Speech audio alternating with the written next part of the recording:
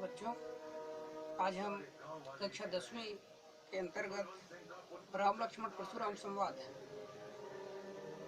जिनको बहुत सुंदर ढंग से तुलसीदास जी के माध्यम से आप सभी के लिए लिखा गया है, जिसमें तृतीय नंबर का जो आपके पुस्तक में जो पद के रूप में अलग से लिखा है चौपाई, उसका हम अध्ययन करेंगे, जिसमें राम लक्ष्मण और परशुराम संवाद से संबंधित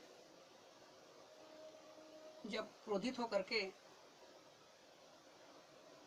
जो परशुराम है वह लक्ष्मण जी के सामने जब बोलते हैं, तब उनके आवाज़ को सुनकर, उनके क्रोधपूर्वक वचन को सुनने के बाद में लखनलाल जी कहते हैं कि बिहसी लखनु बोले मृदुबानी और अहो मुनीसु महाभटमानी, पुनि पुनि मोहि देखाव कुठारू, चहत उड़ामन फूकी पहारू, यहाँ कुमड़ बतिया को नाही, जे तरजनी देखी मर जाही।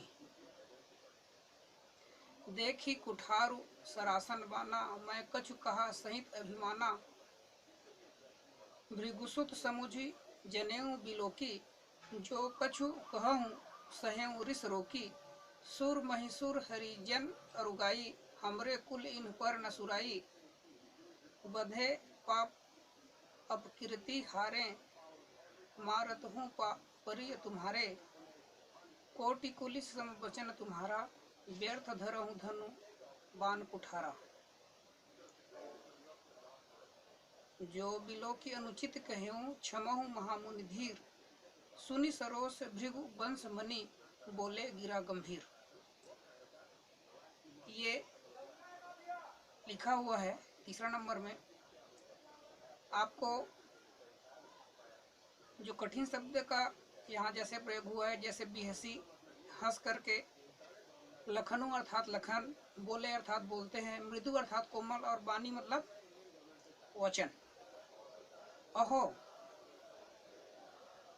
हे, मुनिसु महामुनि, महाभटमानी महान योद्धा, पुनि पुनि मोहि देखाव कुठारू अर्थात बार बार मुझे देखाव अर्थात दिखाते हो, कुठारू अर्थात जो कुल्हाड़ी है उनको।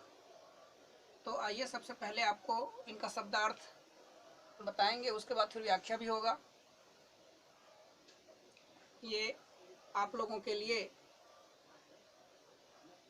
शब्दार्थ के रूप में दिखाया जा रहा है, जिसे आपको नोट करना है।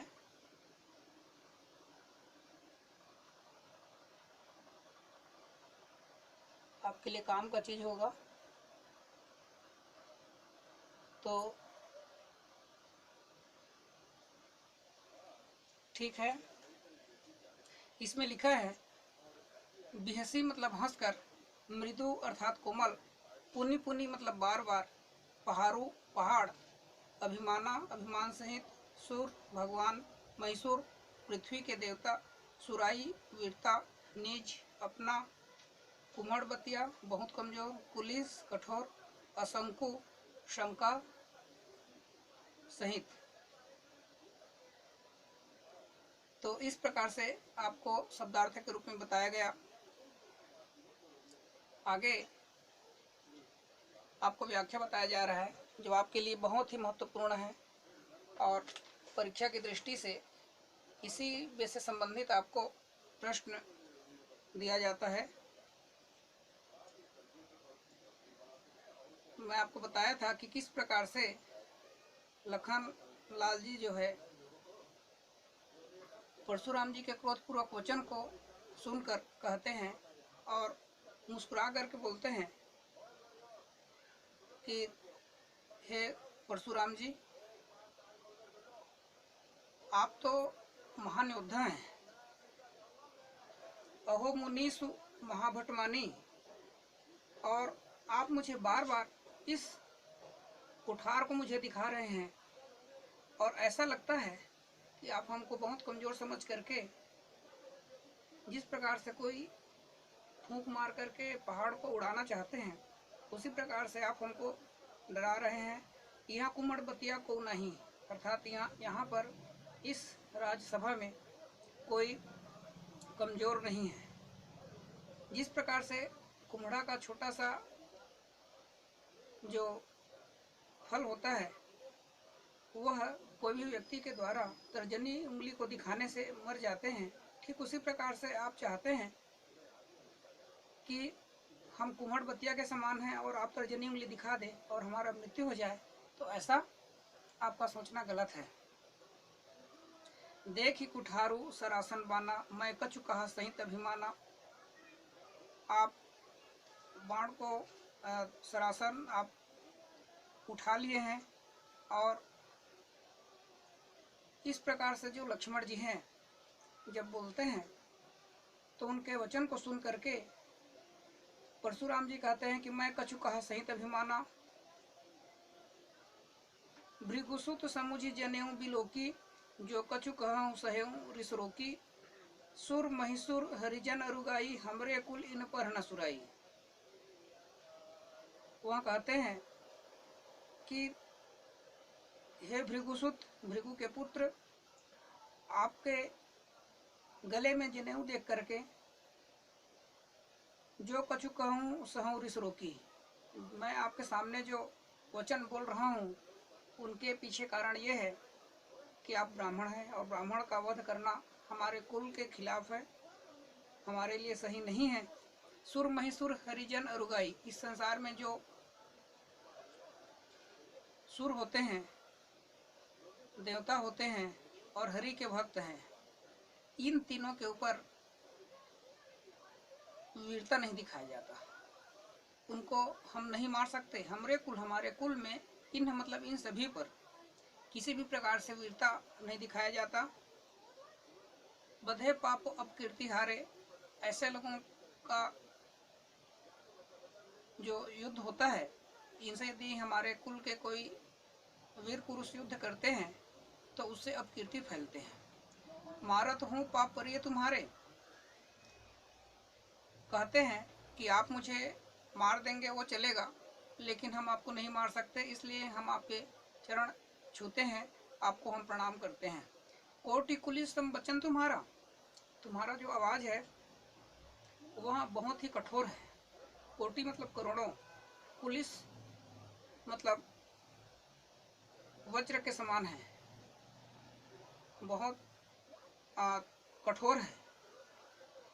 आपको इस प्रकार से व्यर्थ जो आप कुठार धर रखे हैं उसे नहीं रखना चाहिए, क्योंकि आपका जो वचन है इतना कठोर है कि जो काम आप इस कुठार से करना चाहते हैं वह तो आप अपने बातों से ही कर सकते हैं। और आगे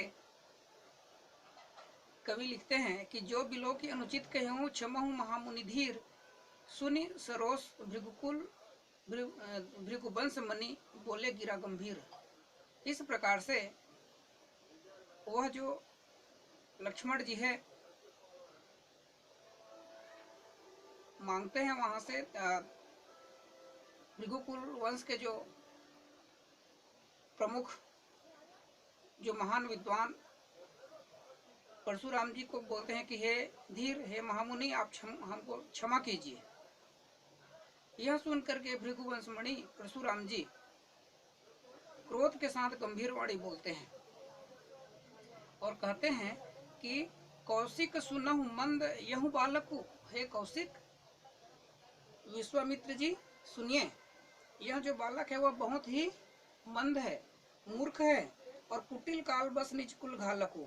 ये कुटिल काल के वशीभूत हो गए हैं और निज माने अपना कुल को घालक अर्थात नाश करने वाले हैं, कुल को कलंक करने वाले हैं। भानु वंश राकेश कलंकु, भानु अर्थात सूर्य, वंश अर्थात वंश में, राकेश अर्थात राहु के समान कलंक लगाने वाले हैं। और निपट निरंकुश अबुध असंकु, यह जो है निरंकुश है, अपने अनुसार चलने वाले हैं, अबुध है, इसमें कोई ज्ञान नहीं है, और असंकु अर्थात इसको किसी भी प्रकार से शंका नहीं है मेरा वीरता में, मेरा स्वभाव में। काल कवल होई ही क्षण माही, यह जो लक्ष्मण जी और रामचंद्र जी है दोनों कुछ ही समय में काल के वश हो जाएंगे और कहूँ पुकारी खोरी मोही नाही, और कोई मुझे पुकार कर नहीं कहेंगे कि आपके द्वारा इन दोनों बच्चों का वध कर दिया गया। तुम हट कहूँ जो चहूँ उबारा, कही प्रताप बल रोसु हमारा। आप इन दोनों बच्चों को अलग जगह ले जाइए और यहाँ से इनको उबार दीजिए, ये काल के वशीभूत होने वाले हैं। इस जगह से दूसरे किनारे में ले करके आप हमारा बल को, हमारा जो गुस्सा है, रोष है और हमारा जो प्रताप है, कीर्ति है, उसे आप इन्हें समझाइए, इसे आप हमें हमारे बारे में बताइए। लखन कहे मुनि सुजसु तुम्हारा, तुम्हें अछत को बरने पारा। इतना सुनने के बाद लखन लाल जी कहते हैं कि हे मुनि, अपना सु मतलब अच्छा और जस मतलब होता है कार्य, अर्थात अपना अच्छे कार्य को आप स्वयं बखान कर रहे हैं। तुम्हें अछत को बर नहीं पा रहा, तुम अपना ही बल स्वयं बता रहे हैं। अपने मुंह तुम आपन ही करने, अपने मुंह से तुम अपने द्वारा किए हुए कर्म को आप बता रहे हैं। और सिर्फ एक बार नहीं, बार अनेक भांति बहुबर नहीं, आप अनेकों बार, कई बार आप अपने मन में बात लाते हैं और वचन के माध्यम से हमको बता रहे हैं, अपना वीरता को बता रहे हैं। नहीं संतोष पुनि कछु कहूँ, जन रिस रोग दुसह दुख सहूँ। यदि आपको अपना वीरता बताने पर भी किसी भी प्रकार से यदि आपको संतोष नहीं मिल रहा है, तो फिर से मैं आपसे कहता हूँ, पुनः मैं आपसे कहना चाहता हूँ कि अपने जनी अर्थात मत कीजिए, रिस मतलब गुस्सा को रोकिए, अर्थात रोक करके आप दूसरा दुख सहूँ, अर्थात दूसरा दुख मतलब भयंकर दुख को आप सहन मत कीजिए। वीर व्रति तुम धीर अछोभा, आप तो वीर पुरुष हैं, योद्धा हैं, और गाली देख न पाओ शोभा। इस प्रकार से गाली देकर आप जो हमें संबोधन करते हैं, इनसे आपका शोभा श्री का नष्ट होना निश्चित है। ऐसा करना आपको उचित नहीं है। हमको गाली जो दे रहे हैं ये आपको शोभा नहीं देता। सुर समर करनी करही, कहीं न जना वहीं आपो। विद्या मान रन पाई रिपु, कायर कथहि प्रतापु। अर्थात इस संसार में जो देवता लोग होते हैं, जो वीर पुरुष होते हैं, वे युद्ध के मैदान में, समर में अर्थात युद्ध भूमि में करनी करते हैं, मतलब युद्ध करते हैं। कहीं न जना वहीं आपो, लेकिन वह गुण आप में नहीं दिखता। कहीं किसी भी प्रकार से वह जो विशेषता है वीर पुरुष का, ये हमको आपके शरीर में दिखाई नहीं पड़ता। और विद्यामान रन पाई रिपु, कायर कथहि प्रतापु। आप अपने विद्या का बखान कर रहे हैं अपने शत्रु के सामने, तो इनसे आपके कायरता का हमको पता चलता है। इनसे पता चलता है कि आप कायर हैं और आप युद्ध करने में सक्षम नहीं हैं। यदि बल है, यदि दम है, तो हमसे युद्ध कीजिए। इस प्रकार से अपने जो विशेषता है, अपने जो ब्रह्मचारी होने की बात, जो क्रोधी होने की बात जो हमसे कहते हैं और बार बार कुठार दिखाते हैं, ये उचित नहीं है। इस प्रकार से लक्ष्मण जी जो है समझाते हुए कहते हैं कि हमसे सबसे पहले आप युद्ध कीजिए, दूसरे के माध्यम से हमको डराने की, चमकाने की बात नहीं है, क्योंकि हमको अपने शत्रु के साथ युद्ध करने आता है। हम किसी के बहकावे में नहीं आ सकते। आप तो एक कायर की भांति अपने प्रताप को, अपने गुण को बखान कर रहे हैं, जो उचित नहीं है। आपको ऐसा नहीं करना चाहिए।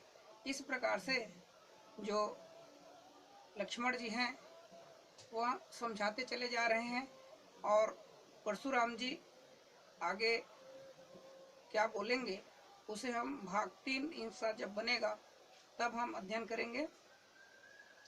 तो आज आपको इस जो तृतीय नंबर और चतुर्थ नंबर का जो आप पंक्ति सुने हैं, इनके माध्यम से 2 आपको हम देंगे गृह कार्य के लिए प्रश्न, और वह प्रश्न आपके लिए बहुत ही महत्वपूर्ण है, जो परीक्षा की दृष्टि से भी और ज्ञान की दृष्टि से भी बहुत ही विशेष स्थान रखता है। तो आपके लिए 2 प्रश्न हैं। पहला जो प्रश्न होगा ये 3 नंबर का पंक्ति से होगा और 4 नंबर के पंक्ति से भी एक प्रश्न है। इसमें प्रश्न क्रमांक 1 है, परशुराम के द्वारा धारण किया गया धनुष बाण और कुठार लक्ष्मण को व्यर्थ क्यों लगा, स्पष्ट कीजिए। प्रश्न क्रमांक 1 पुनः रिपीट। परशुराम के द्वारा धारण किया गया धनुष बाण और कुठार लक्ष्मण को व्यर्थ क्यों लगा, स्पष्ट कीजिए। प्रश्न क्रमांक 2 परशुराम ने लक्ष्मण को कुबुद्धि और कुटिल क्यों कहा। परशुराम ने लक्ष्मण को कुबुद्धि और कुटिल क्यों कहा। ये आपके लिए होमवर्क का प्रश्न है। देखिए आप लोग,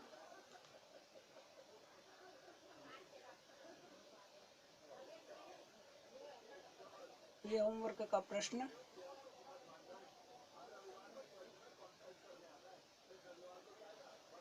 तो आज के लिए बस इतना ही।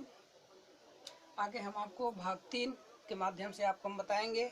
और तब तक के लिए आप सभी को धन्यवाद।